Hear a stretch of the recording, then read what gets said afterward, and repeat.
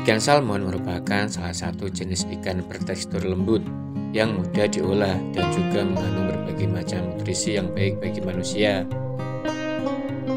Salah satunya adalah kandungan omega 3 yang baik untuk kesehatan jantung.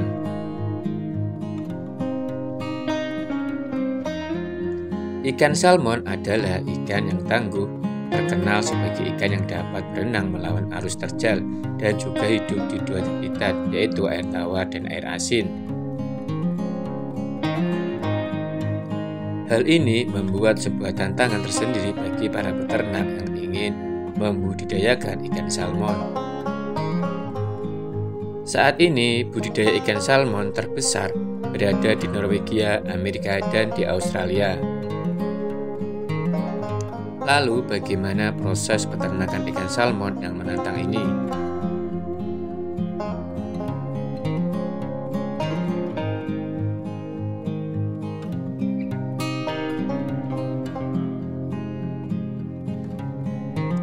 Ikan salmon adalah spesies ikan yang bermigrasi untuk berkembang biak. Ikan salmon lahir di perairan air tawar, dan ketika remaja ikan salmon bermigrasi ke laut. Lalu pada musim bertelur, salmon akan kembali ke air tawar untuk bereproduksi, sehingga siklus ikan salmon menjadi patokan dalam proses budidaya ikan.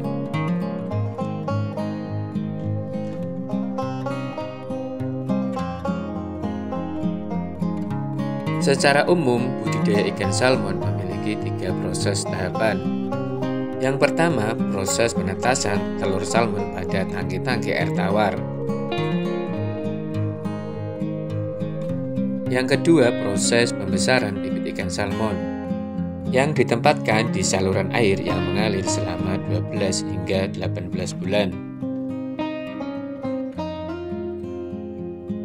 Dan tahapan terakhir, ikan salmon remaja akan dipindahkan ke keramba di sepanjang pantai atau teluk di air asin hingga siap panen antara 12 hingga 24 bulan sejak pertama kali dipindahkan.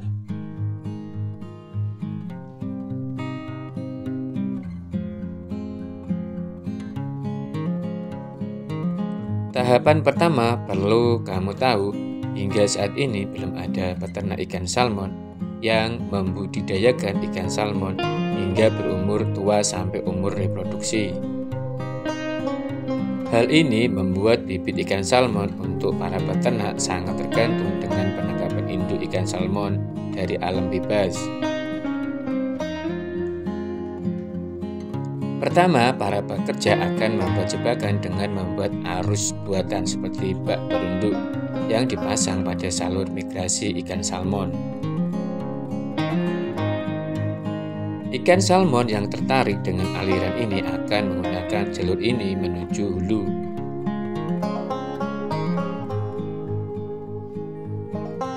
Namun ketika ikan salmon memasuki area ini, pekerja akan mengiringnya masuk ke ruang pemijahan.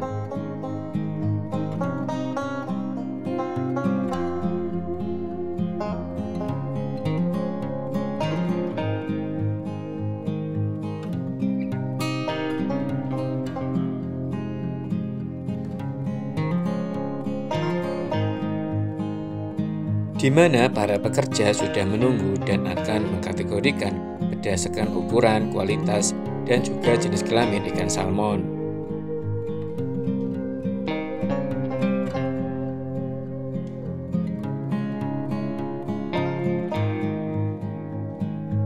Kemudian ikan salmon betina akan dibedah perutnya untuk mengeluarkan telur ikan salmon dan ditempatkan pada wadah plastik.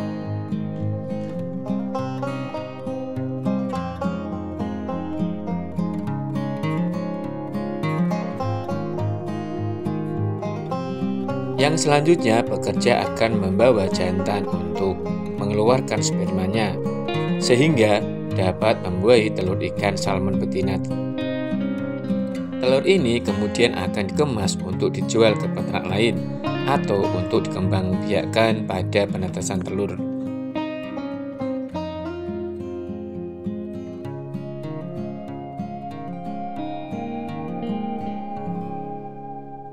Beralih ke ruang penetasan telur ikan salmon, telur-telur ini akan ditempatkan pada head brush atau semacam nampan yang ditutup dengan jaring dan diisi air mengalir 24 jam dengan suhu yang konstan, sesuai suhu pada habitat aslinya.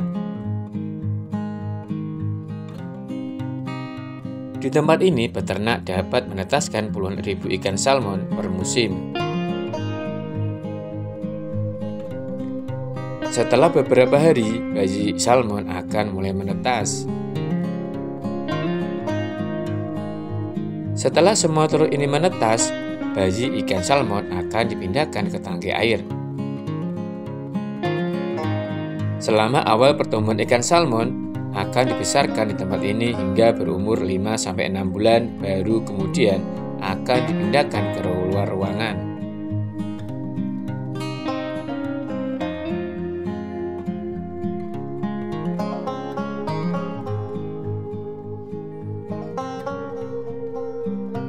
Tahapan kedua, setelah berumur 6 bulan, ikan salmon muda akan dipindahkan ke kolam di luar ruangan. Kolam ini didesain menyerupai habitat asli seperti aliran sungai, sehingga biasanya kolam berbentuk persegi panjang dengan membuat air mengalir dari satu sisi ke sisi lain.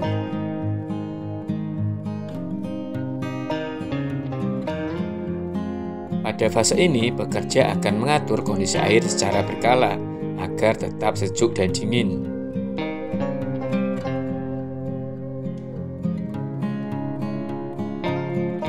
Peternak akan memberikan makan ikan salmon pelet secara teratur. Ikan salmon akan diberi makan 2 hingga 4 kali sehari dengan cara menyebarkan secara merata. Ikan salmon akan berada pada kolam outdoor air tower ini hingga berumur 6-15 bulan sebelum akhirnya dipindahkan ke keramba di sepanjang pantai.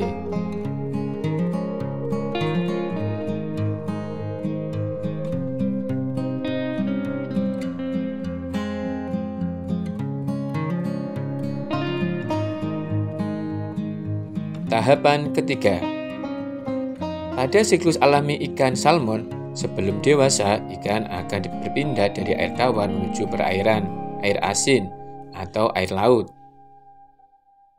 Ikan salmon yang dipindahkan ke air laut apabila peternak sudah mendapatkan ikan salmon memiliki panjang antara 10 hingga 12 cm dengan berat sekitar 100 gram.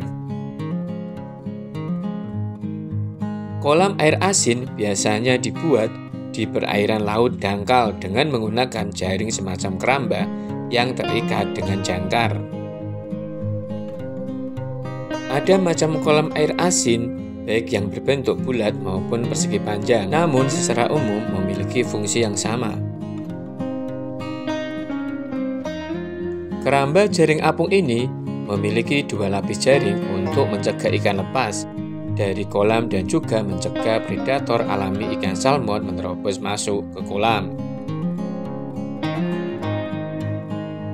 Keramba jaring terapung semacam ini biasanya sudah dilengkapi dengan sistem dan peralatan yang canggih, meliputi kamera bawah laut pengatur suhu hingga sensor kandungan oksigen. Sehingga pekerja hanya melakukan pemantauan lewat komputer di komputer monitor. Pekerja akan mengecek ke lapangan hanya apabila ada gangguan dan perawatan rutin. Sistem kolam air asin terapung ini juga mensuplai oksigen dan juga pelet secara otomatis melalui selang yang berada di tengah keramba. Ikan salmon secara alami memakan bait fish yang lebih kecil, sehingga pelet ikan salmon mengandung ikan, minyak ikan, nutrisi, dan beberapa jenis kacang.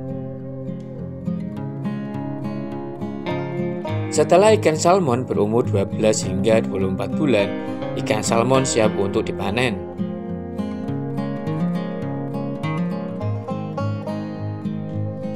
Pemanenan ikan salmon akan dilakukan pada malam hari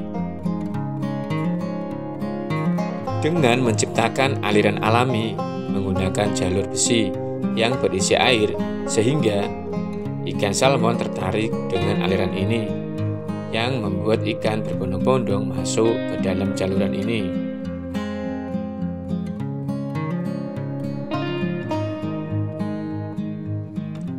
Jalur ini akan membawa ikan salmon masuk ke dalam truk pengangkut.